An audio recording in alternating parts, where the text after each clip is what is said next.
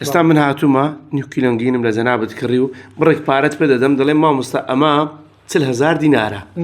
باشە تۆ چۆن دەزانی ئەمە بە نمونە ئێستا من ئەو پارێت پێ دەم دەڵێم کاکە ئەمە 25,000 دینارە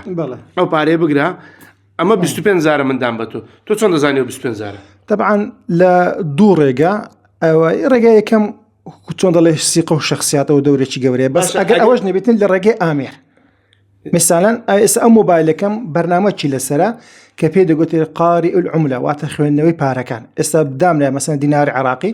فلاشش ئەها لێ دەدەم زۆر بە ئاسایی پێت دەڵێ ئەو 25 ئێستا ئەوە ئەگەر خۆم قیاز نەکەم لە بابەتەکەی مەسەلەن ئەو بابن حسابی 25 لۆکە بەس گریمان گومانی خۆم ئیش پێ نەکەم گومانی خۆت کار پێ مەکە گومانی خۆم کار پێ نەکەم مەسەلەن لە ڕێگەی ئەو مۆبایلە مۆبایلەکە زات اسم برنامج برش بيتي لا اساي ما شاء الله على سجل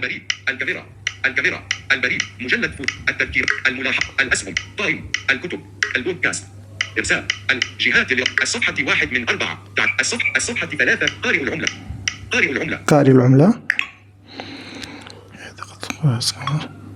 فلاش ايش لبيك تشغيل الفلاش زر اطفاء الفلاش 10,000 استودر 10,000 ده زهر